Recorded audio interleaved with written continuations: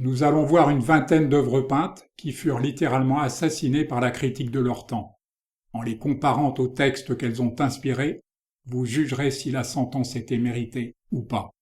Nous appellerons à la barre quelques plumes talentueuses et sans complaisance qui ont fait de la critique d'art un genre littéraire à part entière, Diderot, Gautier, Huysmans, Baudelaire ou encore Apollinaire.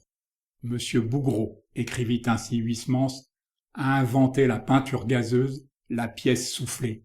Ce n'est plus de la porcelaine, c'est du lécher-flasque. Prenez sa Vénus de la tête aux pieds, c'est une baudruche, mal gonflée. La Diane et les chasseresses de Lefebvre, écrivait encore Huysmans à propos du salon de 1879, figurerait avec honneur sur un paravent, s'il était possible, de réduire la taille démesurée de ces monstres. À signaler, ce paysage du nord de l'Europe signé du Danois Fritz Tolo, poursuivait-il, un paysage sinistre avec ses amas de glace d'où se dressent lugubrement de noires perches à télégraphe. Diderot avait précédé Huysmans sur les sentiers escarpés de la critique de salon. On ne regarde ni Vulcain ni Vénus.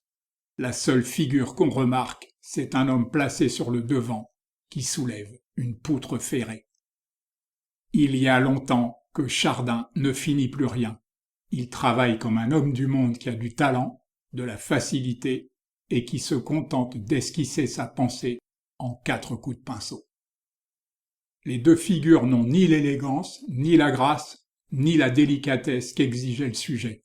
L'amour me paraît grimacé, je n'aperçois point sur le visage de Psyché ce mélange de crainte et de désir qui devrait y être.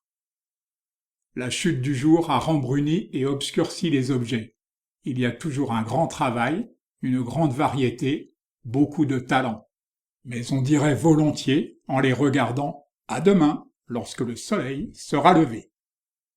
Diversité infinie sans grande originalité, tel nous semble être le caractère du salon de 1861, commentait de son côté Théophile Gautier, diversité qu'augmente encore le cosmopolitisme des artistes que la vapeur disperse à tous les points de l'horizon. Aussi le classement d'étoiles a-t-il été opéré cette année par ordre alphabétique, mais le serpent alphabétique se mord la queue comme le serpent de l'éternité. La tête de la bacchante de Bouguereau respire bien l'ivresse sacrée, mais ses jambes paraissent courtes, comme si le couple avait été placé trop bas dans la toile et que l'espace eût manqué au peintre. L'originalité de Jérôme, si toutefois il y a originalité, écrivait Baudelaire, est souvent d'une nature laborieuse. Froidement il réchauffe les sujets par de petits ingrédients et par des expédients puérils. Un chameau, des biches, une tente, etc. Vraiment, c'est une douleur que de voir un homme d'esprit patauger dans l'horrible. Monsieur Vernet n'a donc jamais vu les Rubens, les Véronèse, les Tintoret, morbleu. Chassériau trouve son bien dans Delacroix, mais qu'il le laisse si bien voir, là est le mal. Avec des goûts aussi distingués et un esprit aussi actif, il y a tout lieu d'espérer qu'il deviendra un peintre éminent. Apollinaire était moins sévère et usait d'humour.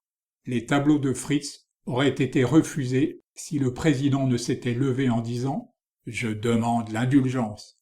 Il a une amie qui crève ses toiles dans ses accès de colère. » Autrefois, son nom était le premier sur le catalogue et pour atteindre ce résultat, Truchet avait découvert un subterfuge, le trait d'union. Cette année, un nommé Aharon a envoyé des toiles. Abel Truchet n'est plus que le second. Mais nous finirons sur une note chaleureuse avec deux poètes qui célébraient ce qu'ils chérissaient et rien d'autre. René Crevel, tout d'abord, qui remerciait Paul Klee d'avoir, des gouffres les plus mystérieux, libéré un essaim de petits poux lyriques, Antonin Artaud ensuite, qui disait voir, à l'instant où il écrivait ces lignes, le visage rouge sanglant de Van Gogh venir à lui, dans une muraille de tournesols éventrés, dans un formidable embrasement d'escarbilles d'hyacinthe opaque et d'herbage de lapis-lazuli.